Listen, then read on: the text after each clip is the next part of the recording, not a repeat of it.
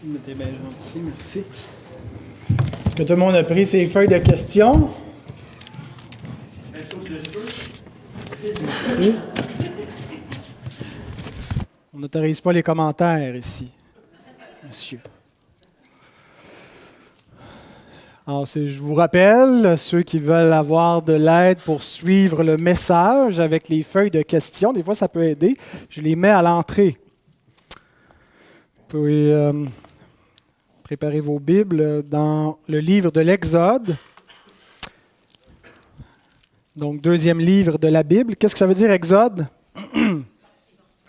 Sortir, ça vient de deux mots grecs, le préfixe ex, qui veut dire hors de, comme tout ce qui commence par ex, là, ex-conjoint, exproprié, excommunié, et odos, qui veut dire route, donc la route hors de, le chemin par lequel on sort, donc la sortie de l'Égypte. C'est le fun, hein, de l'étymologie des mots. C'est une des choses que j'aimais le plus quand je faisais du grec. C'était de voir les racines de notre langue. Alors, Exode au chapitre 20.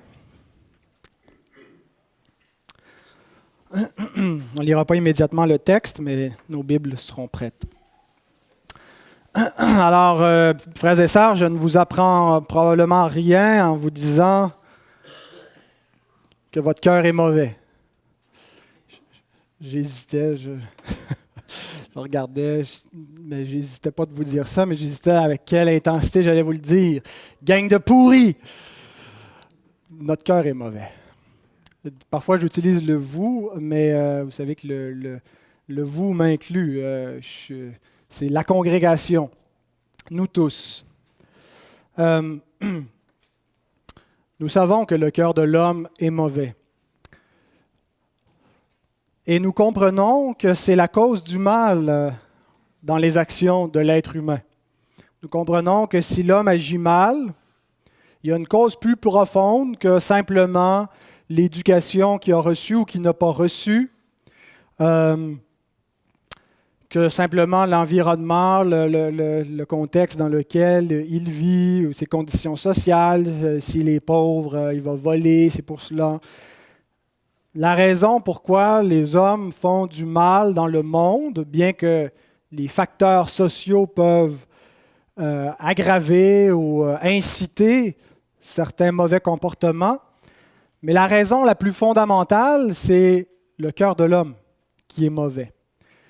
Et c'est le Seigneur Jésus lui-même qui nous dit dans Matthieu 15, au verset 19, « Car c'est du cœur que viennent les mauvaises pensées, les meurtres, les adultères, les impudicités, les vols, les faux témoignages, les calomnies. » Remarquez que c'est les péchés contre les tables de la loi qui sont énumérés ici.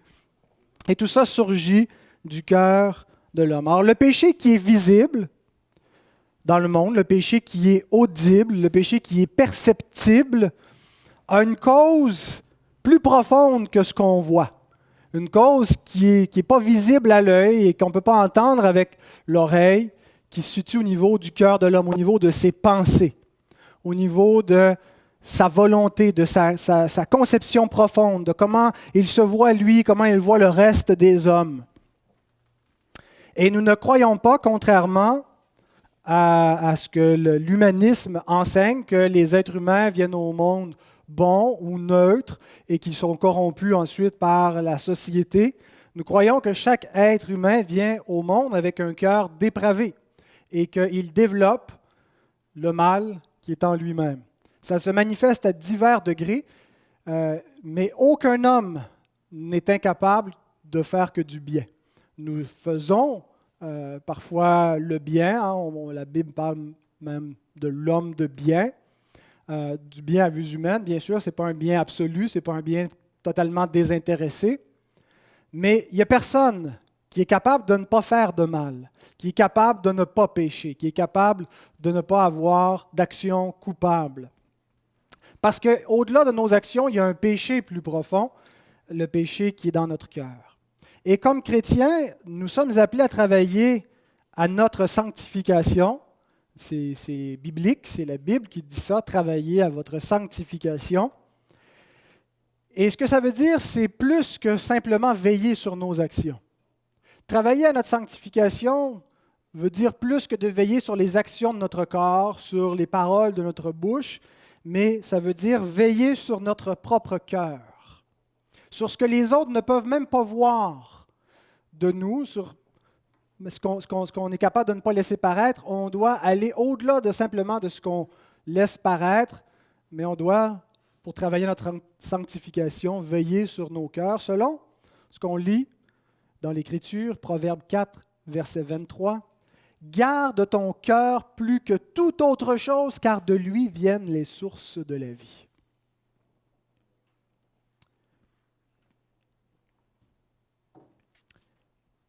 L'enseignement biblique sur le cœur, sur l'intériorité profonde de l'homme, sur ce qu'il est au-dedans de lui, sur son disque dur,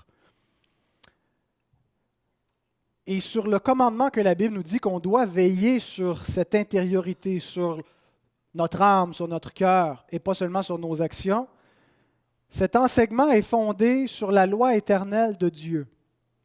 C'est-à-dire que notre cœur doit refléter les standards de la loi de Dieu, puisque cette loi de Dieu représente la perfection du bien moral devant Dieu, représente la sainteté de Dieu et la justice de Dieu. Et il y a une conception erronée dans les milieux chrétiens, les milieux chrétiens évangéliques, au niveau de la loi, qui enseigne que la loi commanderait uniquement les actions du corps, que la loi aurait une fonction externe seulement, que tout ce que la loi peut faire, c'est empêcher, par exemple, notre corps de tuer ou de commettre l'adultère, et que la loi ne peut pas aller plus loin.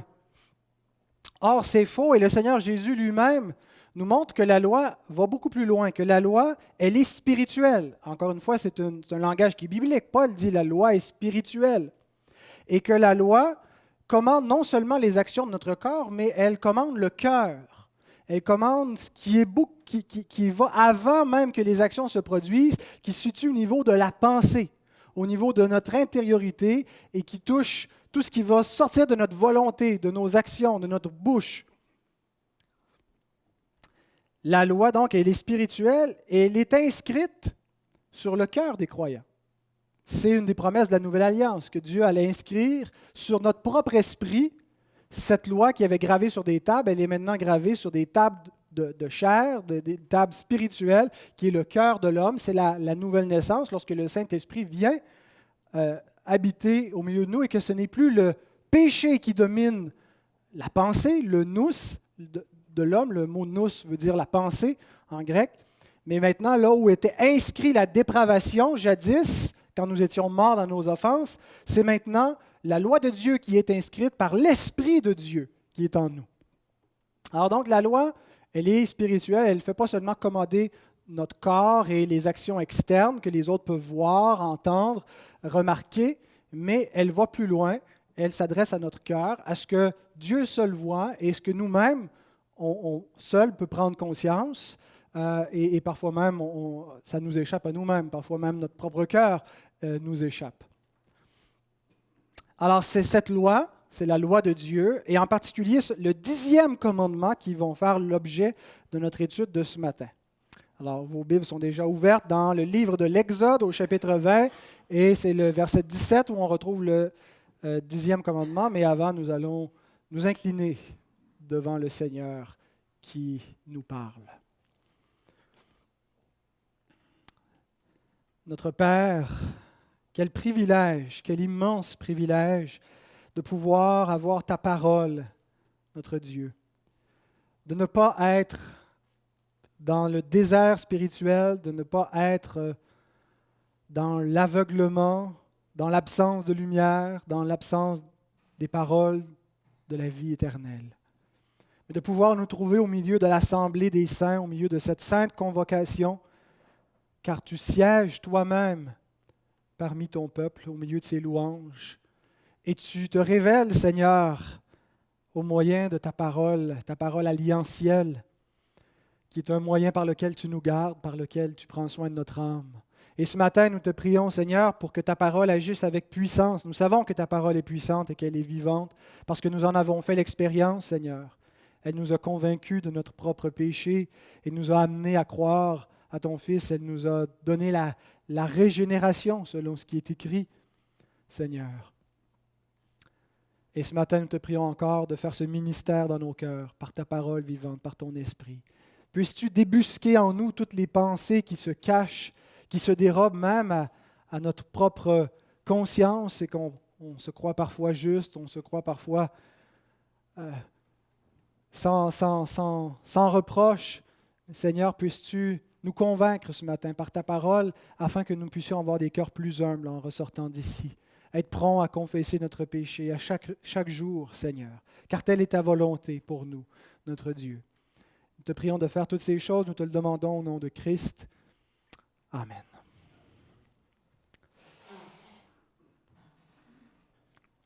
Alors, il y aura comme presque toujours 3 points dans mon message. 3 points principaux qui concernent tous la convoitise. D'abord, la définition de la convoitise. Ensuite, les exemples, des exemples bibliques de convoitise. Et la délivrance de la convoitise. Alors, on finit avec une note positive, n'est-ce pas, dans ce combat. Alors, on va lire le texte. Exode 20, verset 17. « Tu ne convoiteras point la maison de ton prochain. Tu ne convoiteras point la femme de ton prochain, ni son serviteur, ni sa servante, ni son bœuf, ni son âne, ni aucune chose qui appartienne à ton prochain. » Alors, la définition de la convoitise. D'abord, laissez-moi vous dire 2 choses que la convoitise n'est pas. La convoitise, ce n'est pas le fait de posséder des biens. Dans ce commandement-là, on n'a pas l'interdiction de posséder des biens. Dieu nous donne tout ce que nous avons afin que nous en jouissions. C'est ce que Paul écrit à Timothée, que Dieu est riche en libéralité. Dieu est généreux. Dieu n'est pas cheap, si vous me passez l'expression. Il nous donne toutes sortes de bienfaits et il nous les donne pour qu'on en profite.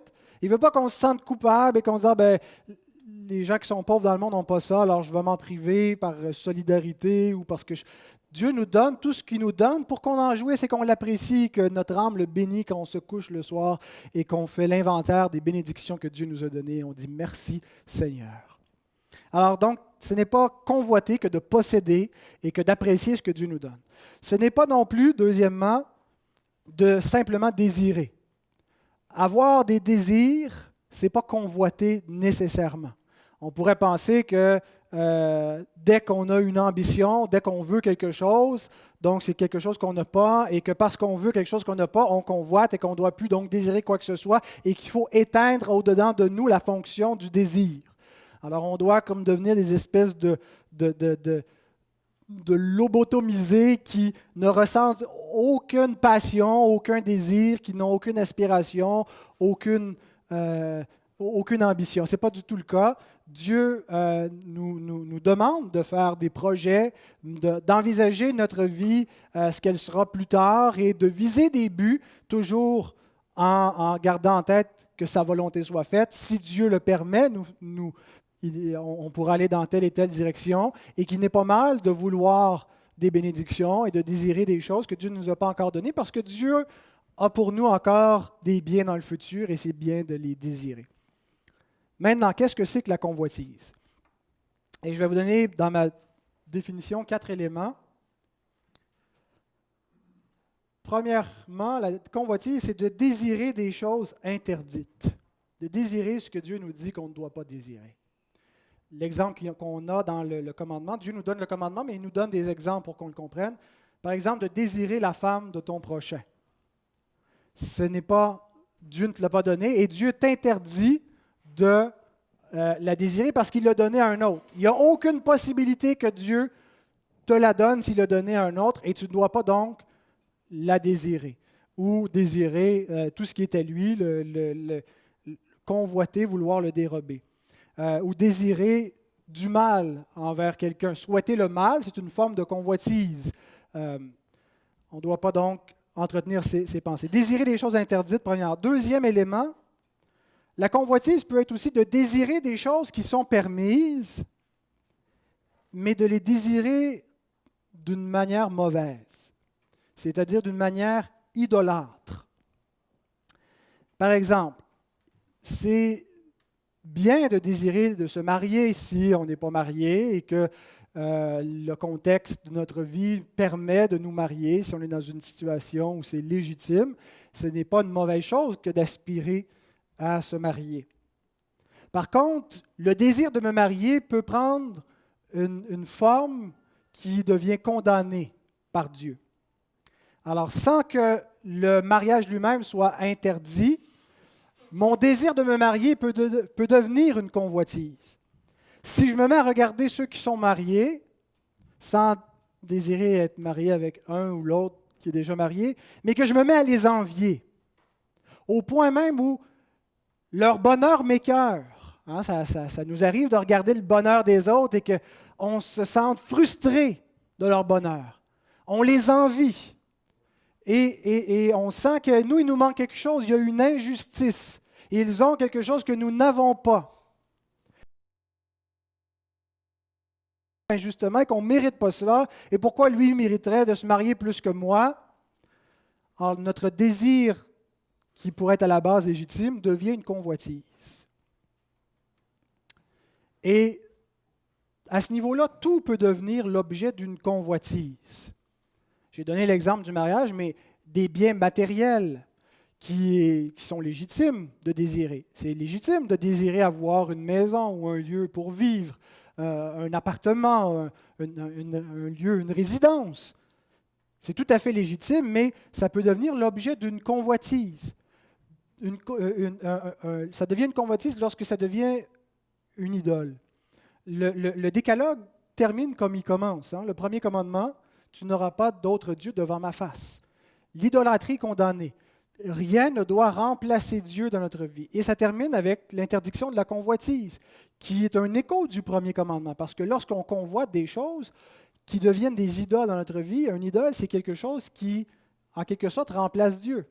Lorsqu'on se confie dans l'argent, qu'est-ce qu'on cherche dans l'argent? On cherche un confort, une assurance qu'on devrait chercher plutôt en Dieu. Dieu peut utiliser l'argent pour nous bénir, mais il n'a besoin de rien. Il peut utiliser des moyens et aucun moyen. Et ce qu'il veut, c'est être toujours l'objet de notre foi, et non pas que les moyens qu'il utilise deviennent une fin en soi qui remplace Dieu. Et la Bible dit elle-même que la cupidité, c'est-à-dire l'amour de l'argent, être obsédé par l'argent, désirer sans cesse l'argent, toujours en avoir plus, est une idolâtrie.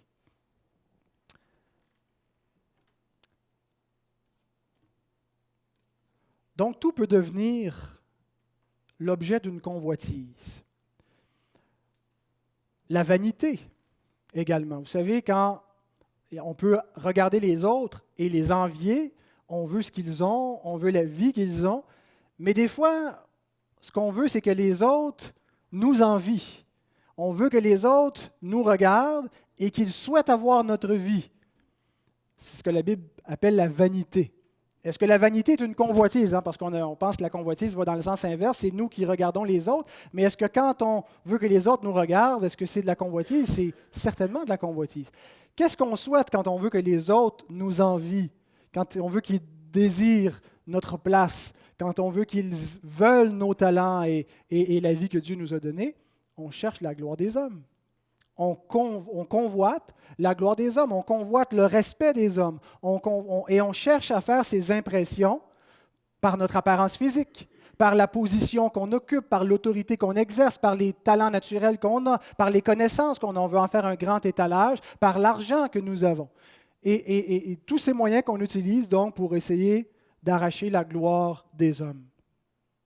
Et c'est parfois très subtil. Des fois, il y a des gens qui sont très vaniteux, on les aperçoit des kilomètres à la ronde, mais des fois, c'est très subtil. Et des fois, il y a seulement nous qui s'aperçoivent de ces pensées qui sont dans notre cœur. Ce matin, vous vous êtes tous regardés dans le miroir avant de venir à l'Église. Qu'est-ce qui était dans vos pensées? En vous préparant, en vous embellissant.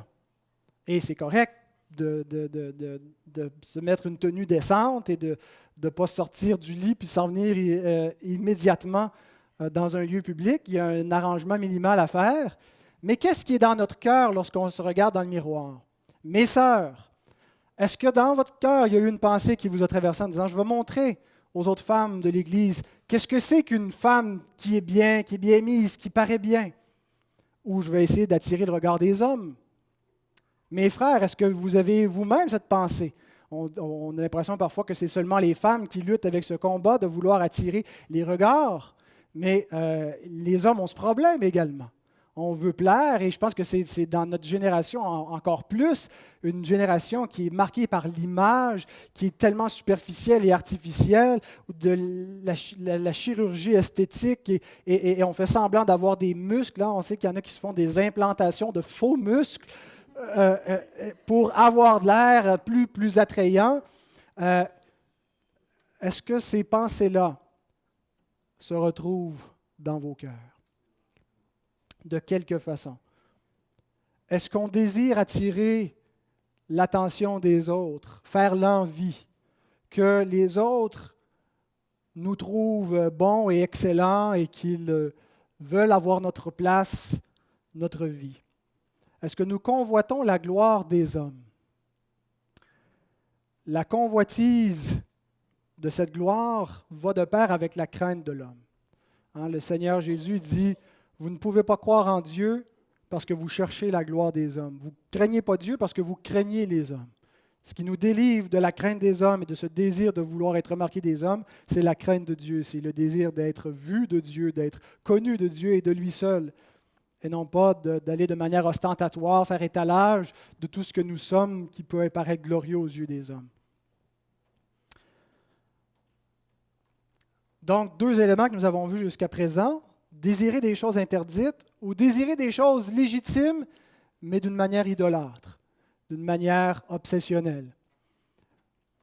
Troisième élément, toujours dans le but de définir ce qu'est la convoitise est un mensonge. C'est une expression qu'on retrouve dans Éphésiens 4, verset 22. Paul nous parle des convoitises trompeuses. Mais celui qui le définit le mieux, je trouve que c'est Jacques. Jacques nous dit au premier chapitre de son épître, les versets 14 et 15, « Mais chacun est tenté quand il est attiré et amorcé par sa propre convoitise. Puis la convoitise, lorsqu'elle a conçu, enfante le péché, et le péché étant consommé, produit la mort. » Où est-ce qu'il nous parle de l'aspect mensonger, l'aspect trompeur de la convoitise dans ce verset? C'est le verbe déléadzo qui est traduit par amorcer. Chacun est amorcé par sa propre convoitise. C'est un verbe que j'aime beaucoup parce qu'il vient avec une belle image. Ça veut dire garnir un piège d'une amorce ou d'un appât. Vous savez, quand on va à la pêche, est-ce qu'il y a des gens qui vont à la pêche ici qui aiment la pêche? Vous savez qu'on fait un gros péché quand on va à la pêche? On ment aux poissons. Nous sommes des menteurs. Tous ceux qui pêchent sont des menteurs parce qu'ils mentent délibérément aux poissons. Ils les amorcent. Ils prennent un piège qu'on appelle un hameçon et ils l'entourent d'un appât, un verre généralement. Ils lui font croire au poisson qu'il y a quelque chose de bon pour lui, qu'il y a quelque chose de nourrissant, quelque chose qui va combler un appétit. Alors, ils lui mentent délibérément dans le but que le poisson serve de repas. Alors, c'est ce que veut dire le mot amorcer. La convoitise fait ça. Elle est un mensonge, comme ça, comme le ver qui est un mensonge pour le poisson, qui séduit et, dans le but d'attiser son appétit. Et lorsqu'il mord à l'appât, eh bien, il est pris dans le piège. Et c'est exactement ce que fait la convoitise. Elle nous amorce de la même façon. C'est un mensonge que l'homme se raconte à lui-même. Parce que, remarquez ce que Jacques dit. Il ne dit pas que c'est les autres qui nous mentent ou que chacun est amorcé par sa propre convoitise. Chacun se ment à lui-même. Chacun se séduit par sa propre pensée mensongère. C'est ce que fait la convoitise. Nous nous racontons un mensonge dans notre pensée Et si nous croyons le mensonge, comme le poisson qui croit le mensonge, et que nous mordons à l'appât, eh bien, c'est ce qu'il dit, vous avez consommé le péché et le péché produit la mort. Alors la convoitise, c'est un mensonge qu'on se dit à soi-même. Je serais beaucoup plus heureux si j'avais la reconnaissance que je n'ai pas. Je mérite cette reconnaissance. Seigneur, je te sers fidèlement dans l'Église, personne ne me remarque, personne ne le voit. Je mérite de recevoir une reconnaissance parmi mes pairs, qu'on remarque ce que je fais, parce que je serais plus heureux si je l'avais. Un mensonge qu'on se dit quand on convoite des biens, on se le dit tout le temps, on regarde un bien qu'on veut. Et là, on ne l'a pas encore. Et on sait que souvent, on convoite des biens qui sont un peu plus gros que ce qu'on peut se permettre, ou en tout cas qui sont peut-être pas raisonnables toujours. Et là, on se dit, si je l'achète, après ça, je vais être heureux. J'en aurai plus de besoin d'autres. C'est le dernier. Après ça, j'ai tout ce qu'il me faut. Tu te souviens, moi, je me souviens, une fois, on était allé, je pense au Carrefour du Nord, je devais avoir 8-9 ans, il y avait un petit fusil avec des flèches, puis des petits canards à tirer. J'ai harcelé ma mère un après-midi de temps, lui disant que si elle m'achetait ce jouet, j'en demanderais plus d'autres après. C'était le dernier jouet qu'il me fallait pour être heureux. Hein? Et merci Seigneur, elle ne me l'a pas acheté. Et pour te consoler, mon fils souffre de la même maladie. Il se convainc que c'est tout ce qu'il lui faut. Et que s'il l'avait, il va être comblé. Hein? Ce n'est pas seulement les enfants qui se racontent ces mensonges. On se convainc nous-mêmes de cette même idée-là, que ça va être tout après. Mais la convoitise étant ce qu'elle est, c'est un mensonge. On pense qu'on va être satisfait, mais le plaisir n'est pas permanent. Et tôt ou tard, on finit par convoiter autre chose, parce que c'était un mensonge de penser que ça allait régler notre problème de consommation une fois pour toutes. Je mérite d'être béni. Quel mensonge. Je mérite mon bonheur. Êtes-vous heureux? Il y a peut-être des gens qui sont malheureux, mais est-ce qu'il y a des gens qui sont heureux ce matin? Méritez-vous d'être heureux? Est-ce que vous avez mérité tout ça? Je me suis une scène qui m'a frappé pendant que je révisais mes notes ce matin. C'était dans les premiers temps où M. Perron venait prêcher la parole ici, et puis on était assis dans le salon chez nous en train de boire une coupe de vin, et on parle de Dieu, on parle de l'œuvre, et puis il constate que le Seigneur me bénit. Il voit ma famille qui tranquillement s'installe, grandit, comment le Seigneur nous a bien installés dans une église qui prend soin de nous, que j'ai déjà un soutien pastoral, que les portes s'ouvrent, que le Seigneur prend soin de moi, qu'il me bénit, que j'ai un bonheur autour de moi. Il voit le bonheur que Dieu me donne et il me le verbalise, il me le dit. Dieu te bénit. Et c'est extraordinaire tous les bienfaits que tu as. Puis on compare des fois avec d'autres qui en ont moins. Et immédiatement, mon réflexe a été de dire, oui, mais j'ai travaillé fort pour tout ça. J'ai travaillé fort pour avoir le bel appartement, j'ai fait les rénovations, j'ai travaillé fort pour le beau voyage de noces qu'on avait fait, parce que c'est dans ce contexte-là qu'il était venu. On était partis 2 mois comme ça en Floride, et j'ai fait beaucoup de travail et d'overtime. Et là, il m'écoutait essayer de justifier mon bonheur avec un sourire, et quand j'ai fini par me taire, il me dit, on ne peut pas mériter les bénédictions de Dieu. Tout est par grâce. Et là, j'ai dit, ouch! J'avais de l'air épais. De penser qu'on mérite le bonheur. Dieu, et Jacques nous le dit en commençant son épître dans le même chapitre, en fait, dans les versets qui vont suivre, ne vous y trompez pas, mes frères. Toute grâce excellente, tout don parfait descend d'en haut, de Dieu. Vous ne l'avez pas gagné, vous ne l'avez pas mérité. Oui, Dieu utilise la cause à effet de la responsabilité humaine, mais tout est une grâce, tout est une bénédiction. Alors, lorsqu'on convoite, on pense qu'on mérite, qu'on se le doit, que ce qu'on a nous est dû. C'est un mensonge, l'aspect mensonger trompeur de la convoitise. Et lorsqu'on croit ces mensonges et qu'on y mord, parfois ce n'est pas aussi fatal, des fois on a juste de l'air épais, mais des fois c'est bien pire. Hein, quand on s'imagine qu'on serait plus heureux avec une autre femme ou avec un autre mari, que celui ou celle que Dieu nous a donné, finalement, rencontre pas les promesses qu'il nous a faites le jour de notre mariage, et qu'on est très déçu et frustré, et on se dit, je regarde les autres maris, je regarde les autres femmes, beaucoup plus dévouées, beaucoup plus attentionnées, je serais plus heureux avec un autre, avec une autre. Vous savez qu'il y a des gens qui ont cru ce mensonge et qui ont mordu à l'appât de la convoitise et qui ont mordu à la mort, qui ont mordu à ce péché-là et qu'ils ont été pris au piège comme le poisson qui mord à l'hameçon.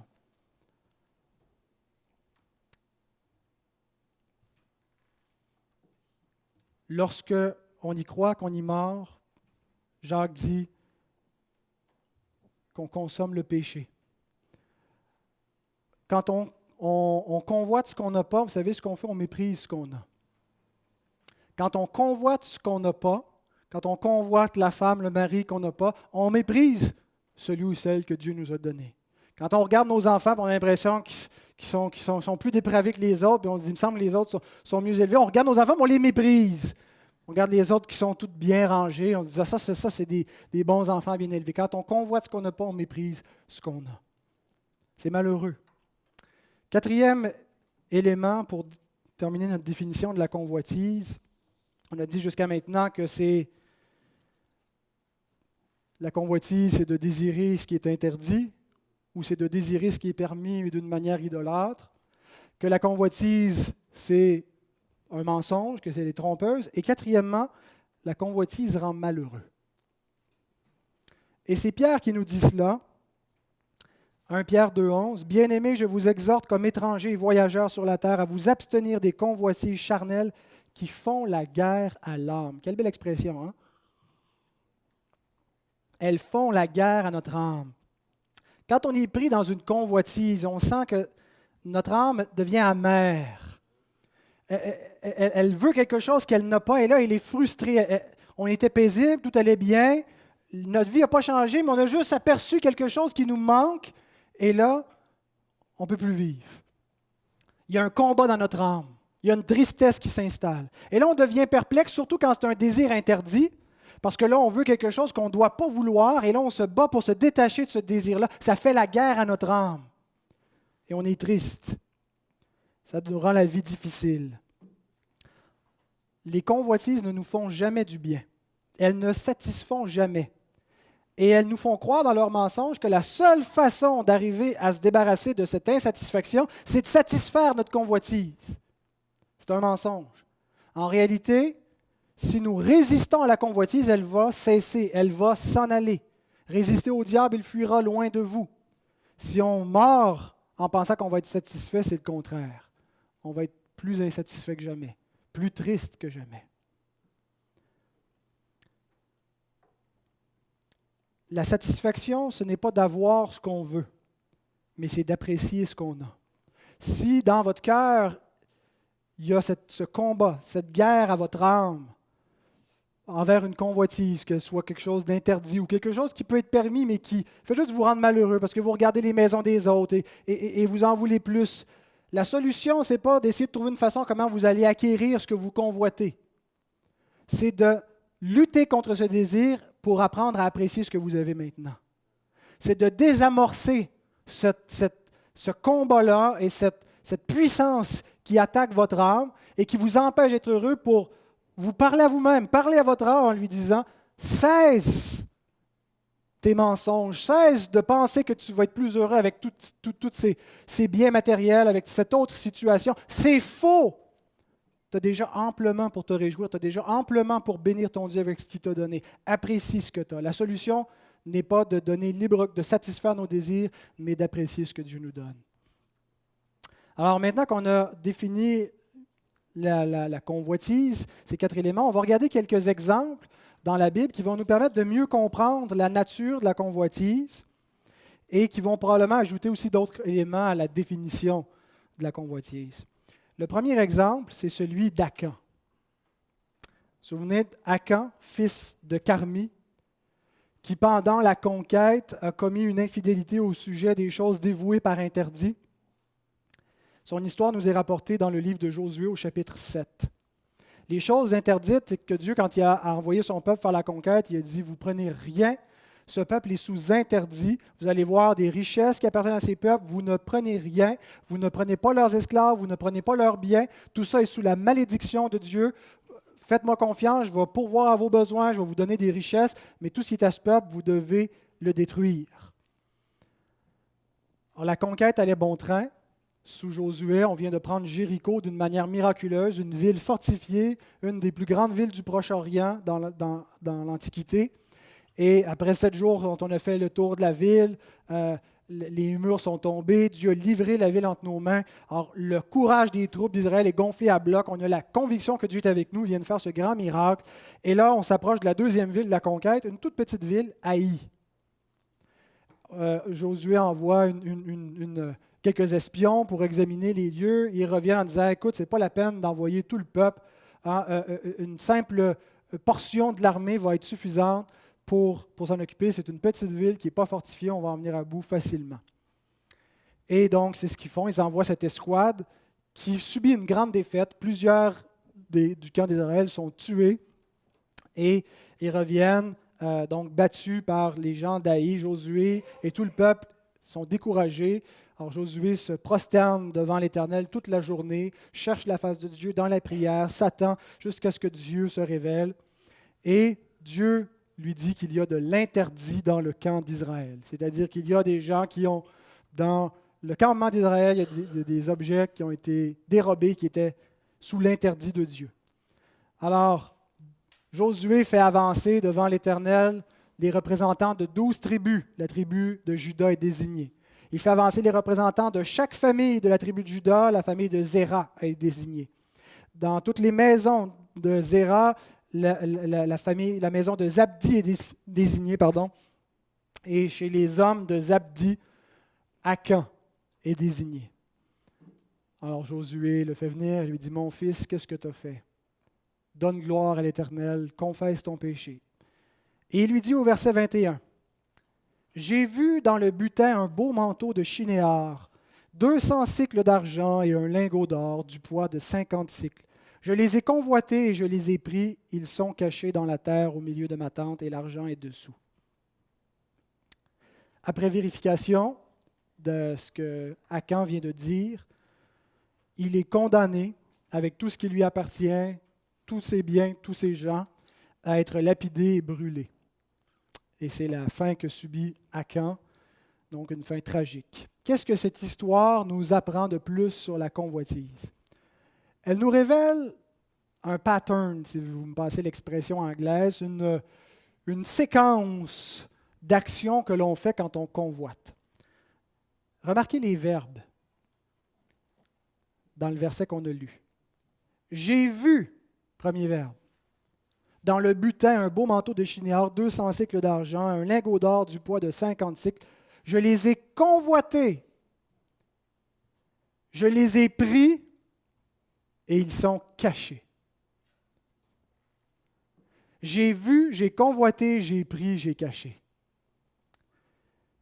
Retenez ces 4 verbes, parce que c'est comme ça que fonctionne la convoitise. Et on voit l'effet qu'elle produit, automatiquement une séparation. Quand on se rend jusqu'où Akan s'est rendu, il n'a pas désamorcé le piège rapidement, il a vraiment été jusqu'au bout de la convoitise, il a consommé le péché et c'est allé jusqu'à la mort, littéralement. Une première séparation au niveau vertical avec Dieu. Il se cache de Dieu. Ça rappelle l'homme et la femme dans le jardin d'Éden. Ils ont vu le fruit, ils l'ont convoité, ils en ont pris. Et quand Dieu s'est pointé, après, qu'est-ce qu'ils ont fait? Ils se sont cachés. Quand on convoite comme ça et qu'on consomme le péché interdit, le péché toujours interdit, mais l'interdit, quand on consomme l'interdit, on se cache de Dieu. Vous cachez-vous de Dieu? On peut se cacher longtemps de Dieu. On ne veut pas entendre sa parole, on est mal à l'aise dans des messages comme ça, on a envie de fuir, on ne veut pas être exhorté, on se cache de Dieu. Mais ça produit aussi une séparation horizontale, c'est-à-dire avec ses semblables, avec ses prochains, avec le peuple. Ça le sépare de sa communauté. Il se cache d'eux. Il n'a pas montré devant les autres, regardez le beau butin que j'ai. Il se cache d'eux parce qu'il sait qu'il est sous l'interdit. Et il ne peut pas être dans une vraie communion, il ne peut pas être sincère avec eux, il ne peut pas être transparent avec eux. Il est obligé d'agir en hypocrite, il est obligé de se cacher. Et son péché a des conséquences sur les autres. À cause de son péché, il entraîne la condamnation, la malédiction sur le camp d'Israël. Il y a des gens qui sont morts à cause de lui. Notre péché a des effets sur les autres et il entraîne toute sa famille dans la convoitise. Vous savez, on connaît tous ces histoires d'horreur de chrétiens qui ont convoité et sont partis avec un autre homme, une autre femme, et qui avaient des enfants, en pensant juste à eux, juste à leur bonheur, en ne pensant pas aux conséquences des autres. Ça a des conséquences sur les enfants. Ça a des répercussions sur ce qui va leur arriver dans la suite, même s'ils vont suivre le Seigneur ou pas. Notre péché a des effets sur les autres. Alors, ça a une séparation verticale et horizontale. Et on voit ce que Jacques nous dit de la convoitise, qu'elle est un mensonge. On le voit clairement dans le cas de Akan. Akan, il a cru qu'il serait plus heureux.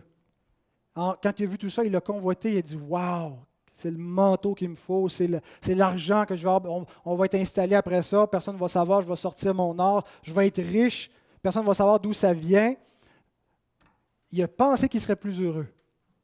Mais depuis qu'il possédait ses biens, en fait, il vit stressé, il est malheureux, il ne peut pas en jouir, ça ne lui apporte aucun bienfait et ça a causé sa mort.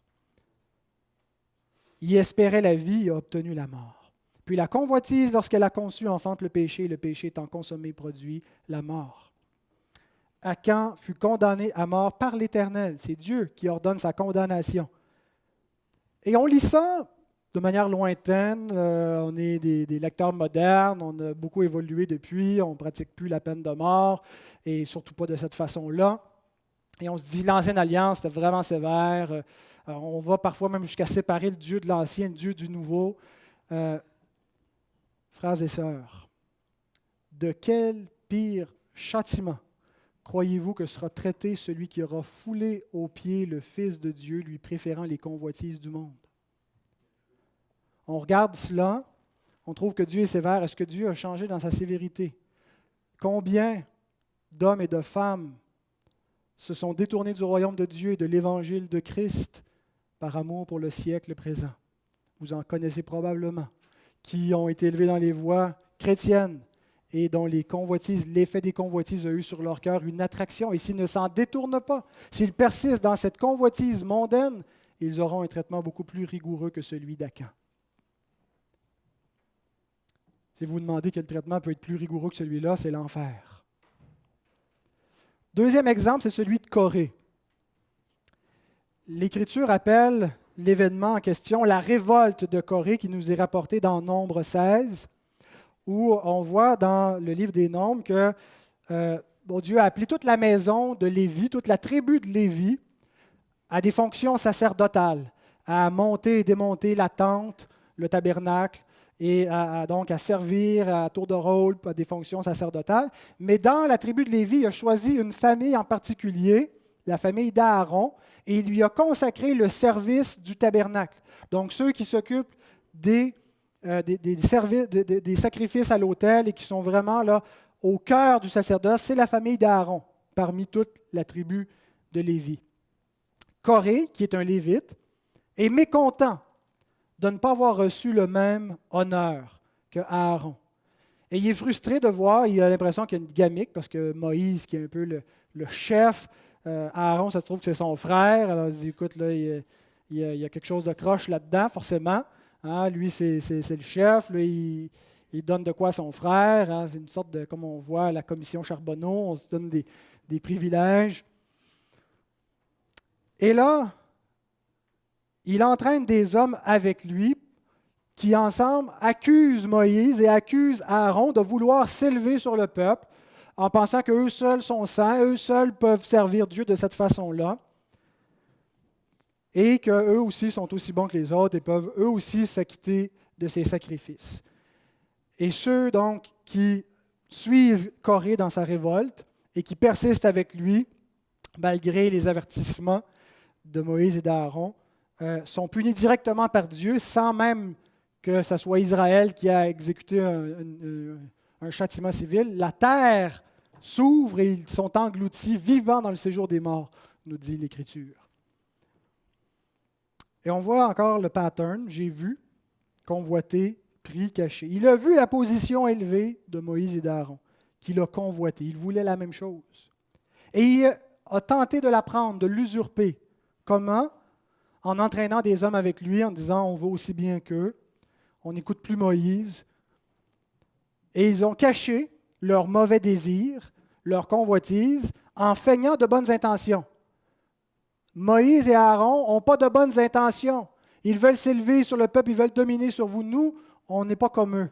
On n'est pas arrogants, on veut vous servir humblement. Corée nous montre un autre comportement que nous avons avec la convoitise, c'est celui de la comparaison. On se compare. On regarde ce que les autres ont et que nous n'avons pas. Est-ce qu'on ne fait pas ça?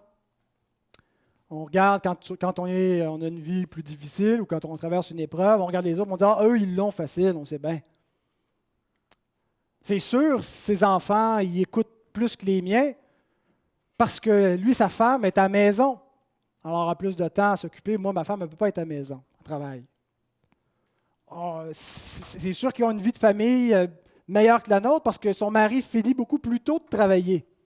Alors, ils ont des meilleurs temps en famille et ça résulte une famille plus équilibrée. Et on regarde, on compare, on regarde ce qu'on n'a pas, ce que les autres ont, on le veut. Et quand on se compare comme ça, on croit qu'on y a droit.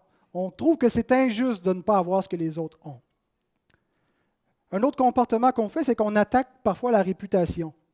Surtout quand on ne peut pas prendre ce que les autres ont. Par exemple, si quelqu'un est laid, ça arrive, et qu'il voit la beauté d'un autre, on ne peut pas voler la beauté de quelqu'un, n'est-ce pas? On ne peut pas se rendre beau comme ça. On pourrait faire de la chirurgie, mais ce n'est pas accessible à tout le monde. Qu'est-ce qu'on fait pour voler la beauté des autres? On attaque parfois leur réputation. On attaque quelqu'un seulement à cause des talents qu'il a, à cause de la beauté qu'il a, à cause de la vie facile qu'il nous paraît avoir. On pense qu'il n'y a pas de problème, on pense que c'est juste nous qui avons des misères. Et on attaque la réputation des autres. C'est comme ça qu'on essaie de voler ce qu'ils ont. D'en dire du mal. Et on cache notre convoitise en prétextant qu'en fait on a de bonnes intentions. C'est pour prier pour la personne que je vous dis ça. Ou que c'est parce que moi je souffre, je suis victime, vous devez comprendre. Si vous voyez, si vous souffriez comme je souffre, vous comprendriez. C'est comme ça qu'on cache la mauvaise intention de notre cœur ou qu'on la justifie. Est-ce qu'on ne voit pas souvent même des pasteurs faire exactement comme Corée en attaquant d'autres pasteurs qui ont plus de succès que eux? C'est ce qu'on voit avec Corée. Ils regardent Moïse et Aaron, eux autres, ils ont le privilège, ils ont tout le peuple qui leur obéisse. Alors, ils attaquent leur réputation. Et on voit cela. Celui qui vous parle fait cela. On regarde d'autres pasteurs qui ont plus de succès et on trouve que ce n'est pas légitime parce qu'on se trouve qu'on est plus orthodoxe, on est plus fidèle, qu'on a des plus grands dons ou qu'on est plus réformé que les autres. Et on se dit, si les autres ont du succès, ben c'est parce qu'ils sont infidèles. C'est parce qu'ils sont populistes. Et là, on cherche quoi que ce soit à pointer dans leur ministère, à trouver, et certainement qu'il y en a de ces gens qui ont un grand succès, qui sont des séducteurs, mais il y a des gens, des grands pasteurs à qui Dieu a donné un grand succès et qui sont très fidèles. Et il y en a partout autour qui cherchent à les descendre, à les attaquer parce qu'ils sont jaloux, parce qu'ils convoitent ce que Dieu ne leur a pas donné.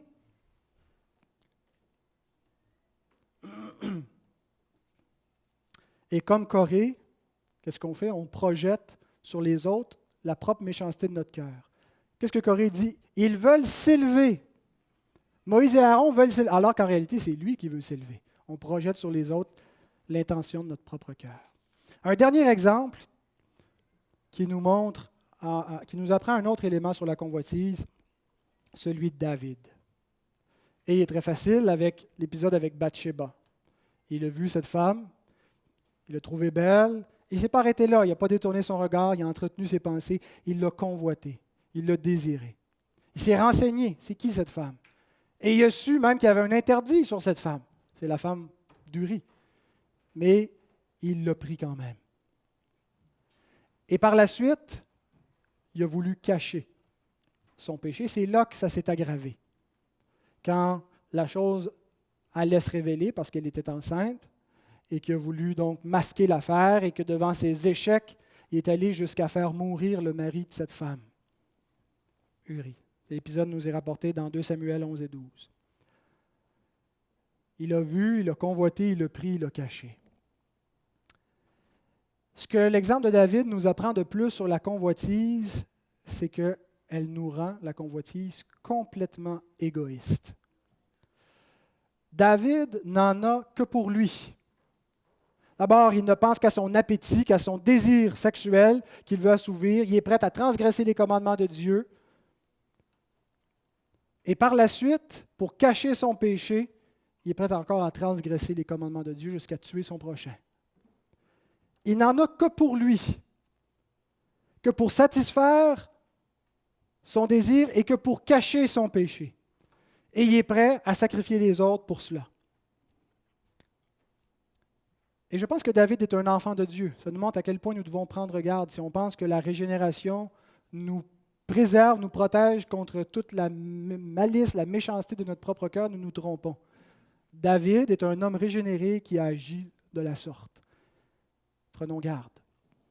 Ça nous rend totalement égoïstes, la convoitise. Vous savez, la Bible nous dit qu'on doit aimer nos frères et nos sœurs. Et une façon de les aimer, c'est de pleurer avec ceux qui pleurent et de se réjouir avec ceux qui se réjouissent. Mais quand on convoite ce que les autres ont qu'on n'a pas, vous savez ce qu'on fait? On fait le contraire.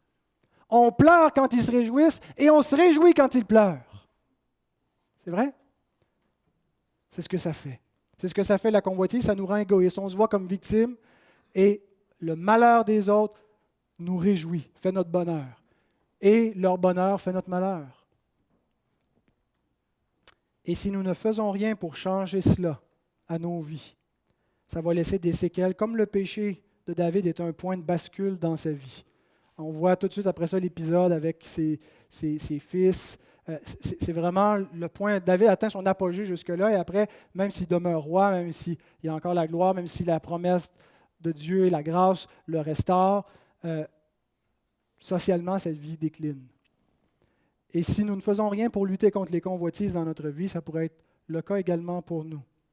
J'espère que l'Écriture jusqu'ici, que l'Esprit Saint qui applique l'Écriture à vos cœurs, à vos pensées, vous convainc. Vous convainc de la nécessité que nous avons chacun de nous de garder notre cœur, de nous préserver de la convoitise. Et dans ce cas, nous sommes prêts à entendre le dernier point qui est la délivrance de la convoitise. Et j'essaie d'y aller rapidement. Nous devons impérativement comprendre ce qui nous mène à la convoitise. On pourrait dire facilement, ben oui, on a une nature dépravée, c'est ce qui nous y mène. Mais Adam et Ève, qui n'avaient pas une nature dépravée, ont convoité.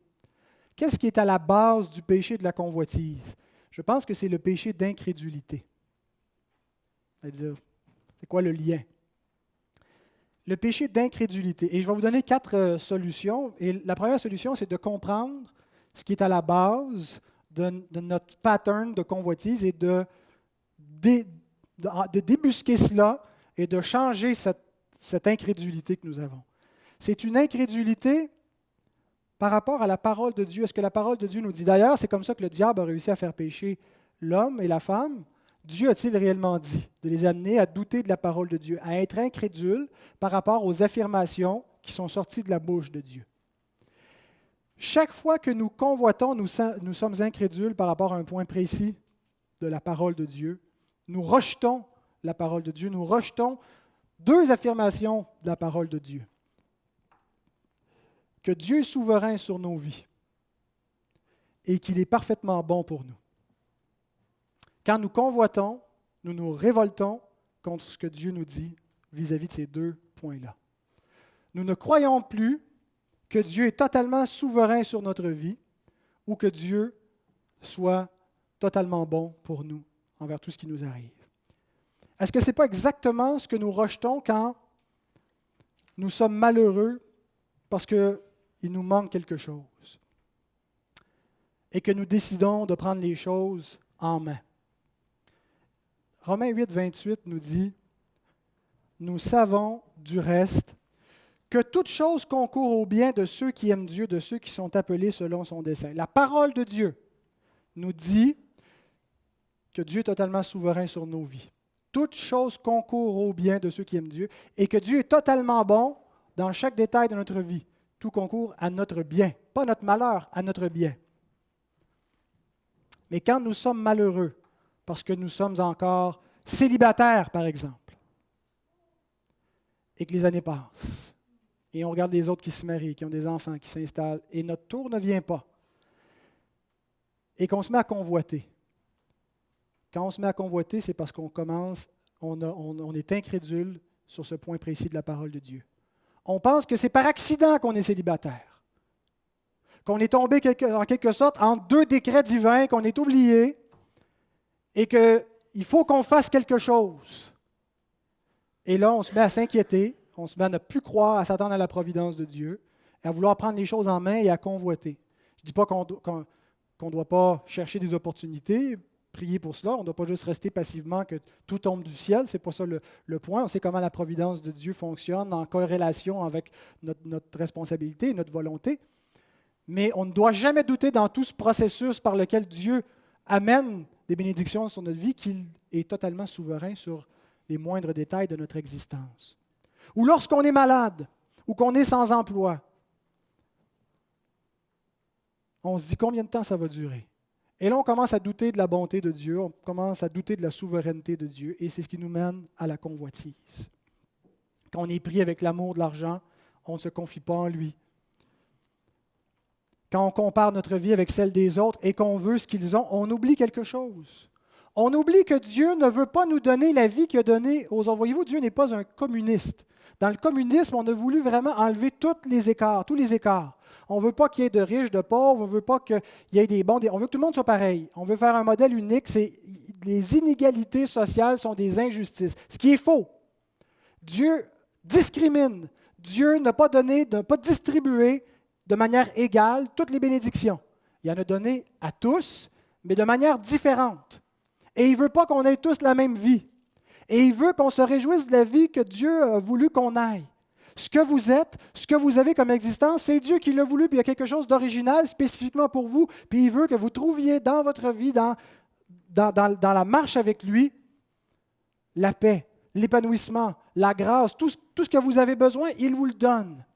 Et il ne veut pas qu'on se compare avec les autres en souhaitant la vie qu'il leur a donnée parce qu'il y a pour eux quelque chose d'autre. Il y a des épreuves différentes et il y a des bénédictions différentes. Alors n'oublions pas que les cheveux de notre tête sont comptés, que les moindres détails de notre vie sont dans la main de Dieu. Et si nous commençons à douter de ça, nous tombons dans la convoitise parce qu'on ne s'appuie plus sur Dieu et on sent qu'il faut prendre les choses en main. Et on cesse de croire que Dieu est bon, on cesse de croire Dieu est bon même quand on souffre, ça fait partie de son plan. Alors la première solution avec la convoitise consiste à changer notre perspective, à déjouer le leurre de la convoitise pour croire la parole de Dieu. C'est faux ce que ma convoitise me dit et c'est vrai ce que la parole de Dieu me dit. Chaque convoitise, c'est comme le serpent qui vient à la femme et qui dit « Dieu a-t-il réellement dit, je vais prendre soin de toi? Dieu a-t-il réellement dit qu'il va veiller, qu'il est vraiment bon pour toi? » Et si nous en doutons, nous commençons à convoiter. Rappelons-nous que c'est un mensonge. Deuxième solution, ça consiste à veiller sur notre cœur un jour à la fois. Quand on regarde notre vie, ce qui nous fait souffrir, on se dit comment je vais y arriver si Dieu voulait que je sois célibataire pour le reste de ma vie? Seigneur, je ne serais pas capable. Je ne suis pas capable de m'abstenir sexuellement pour le reste de ma vie. Comment je vais y arriver? Je ne peux pas. C'est impossible. Si Dieu décide de ne pas me donner du succès, Seigneur, je ne serai pas capable de vivre dans la pauvreté. Je vais voler s'il faut.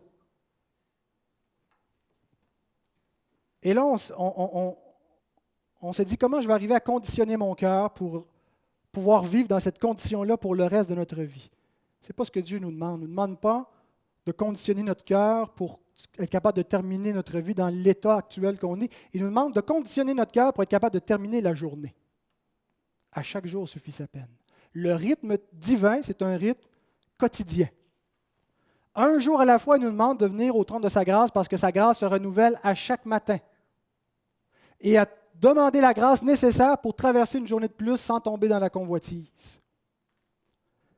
On ne sait pas ce qui nous attend dans 10 ans, mais Dieu le sait et il nous demande de lui faire confiance simplement un jour de plus. Alors il faut se mettre au rythme divin, apprendre à lutter contre la convoitise un jour à la fois. Troisième solution, on doit renverser le pattern voir, convoiter, prendre, cacher par un pattern du Saint-Esprit, si vous voulez, ou un pattern renouvelé. Au lieu de voir, regardons à Dieu. Au lieu de regarder autour de nous, de regarder les biens terrestres, de regarder à nos circonstances qui nous paraissent périlleuses et qu'on voudrait changer, regardons à Dieu. Fixons nos regards sur lui. Au lieu de convoiter, au lieu d'entretenir des inquiétudes, parce que ça va de pair, l'inquiétude, la convoitise, l'inquiétude de l'argent mène à la cupidité. Au lieu de cela, par l'Esprit de Dieu qui donne le fruit de la maîtrise de soi, qui sont des choses qu'on entretient, qu'on se répète, qu'on confesse quand on pêche. Pratiquer le contentement en Dieu. Désamorcer la convoitise en disant « Ah, Seigneur, il y en a des belles maisons et je sens qu'il me manque quelque chose. Mais non, j'ai une belle maison et je suis satisfait, j'ai tout ce qu'il me faut. La nourriture, le vêtement, un toit sur la tête. Il ne me manque rien.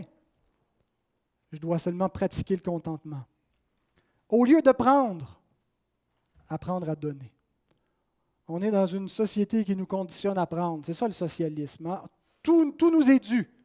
On en veut plus et les autres nous doivent tout, doivent nous faire vivre, tout nous est dû. Mais le mouvement est contraire dans le royaume de Dieu.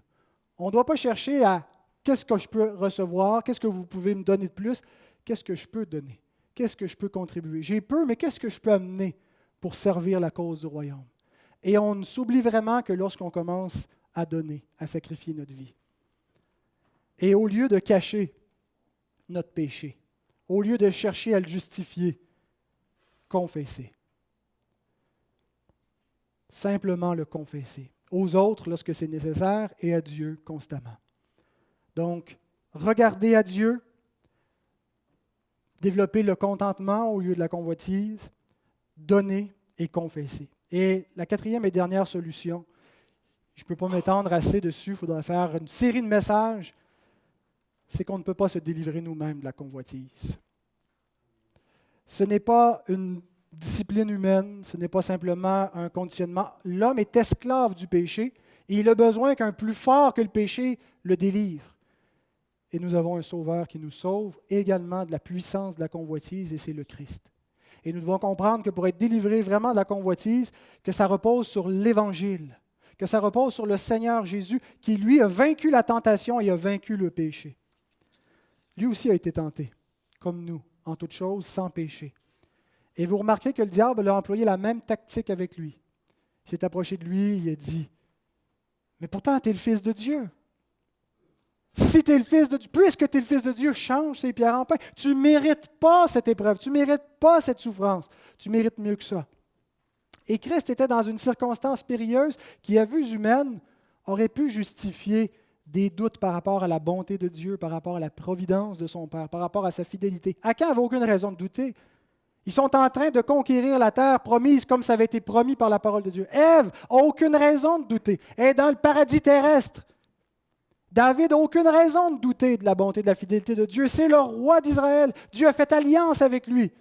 Et pourtant, ils ont tous échoué. Christ est au désert. Christ manque de tout. Christ pourrait mourir littéralement. Et il s'attend néanmoins à son Père, à sa bonté. Et l'heure va venir où il va devoir faire face à la mort. Et même sur la croix, il s'en remet totalement à son Père. Il ne cesse de croire que ce qui lui arrive est son plan pour lui. Il ne cesse de croire à sa bonté et il expire en remettant son esprit entre ses mains.